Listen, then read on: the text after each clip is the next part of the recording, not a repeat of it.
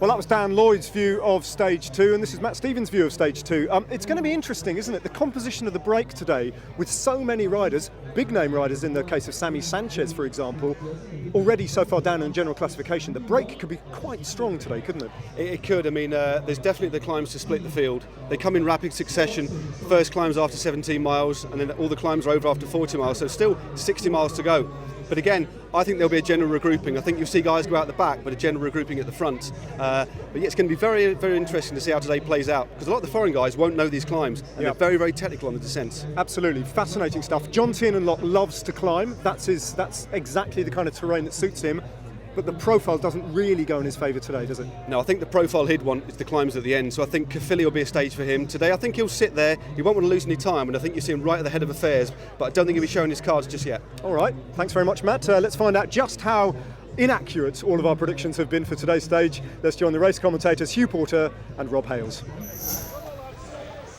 Well, once again, massive crowds have turned out to cheer the riders on at the start of Stage 2 from Nottingham Castle to Knowsley Safari Park, 180 kilometres. And I wonder if that man on the left will still be wearing the IG Markets gold jersey as leader of the Tour of Britain. And that's Luke Rowe of Sky, of course. But the one big absentee not to start this morning is Tyler Farrar, due to injuries sustained yesterday. King of the Mountains, Christian Haas on the right at the side of Luke Rowe. And there is Luke Rowe in that gold IG Markets race leader's jersey. Christian Haas here. Rafa Condor took her maximum points yesterday in the King of the Mountains competition. Can he hold on to it today? He's tidying up the other couple of classifications. In the Yodel Sprints classification, it's Rony Martias, the Frenchman who rides for Saur, Sojasun. But it's all smiles at the moment. Big Magnus Backstead on the left of the world champion Mark Cavendish, who in turn is talking to Bradley Wiggins. And the other classification we haven't mentioned at this stage is the Chain Reaction Cycles points classification, Boy Van Poppel. Well, early on here, but already there's a lot of riders keen to get on with it, and it's Orica GreenEDGE forging an attack right in the early stages. It would appear that they want to get clear today. And that looks like the Australian there, Jack Bobridge, Olympic team pursuit silver medalist from London only a few weeks ago.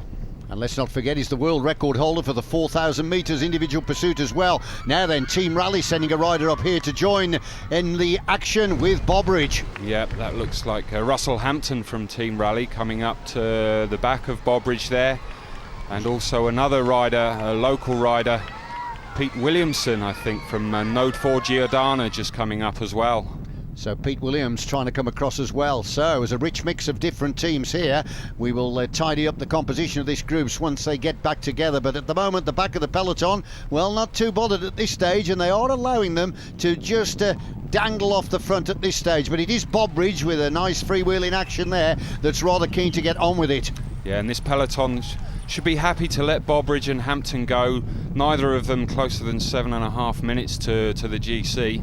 So the composition of this group: Pete Williams from Node 4 Giordano, Jack Bobridge of Orica GreenEDGE, Pablo Urtasun from Escatal Escadie, Matthias Krisek of Liquigas, Richard Hanley, Rafa Conda, and Russell Hampton from Rally. And I think it's Handley and Krysek who are the danger men in this. Both of them only just outside 1:40 off of that lead of Luke Rowe and that IG Markets gold jersey. Now we're heading on towards the first sprint in Duffield, 20 kilometres covered, and at the moment it looks like the Liquigas rider at the front in the green is trying for this. Huge crowds have turned out here to support the sprint, but as they come up to the line, it looks as though they're just content to roll over, and it's Williams that gets the 5 points. Hanley comes over the line second for 3. So good start here then by the rider on the Node 4 Giordano team as we confirm the result for you. But believe me, there's a lot more to come. 3 first category climbs, and they all come within approximately 40 kilometres. So the test for the day is about to start.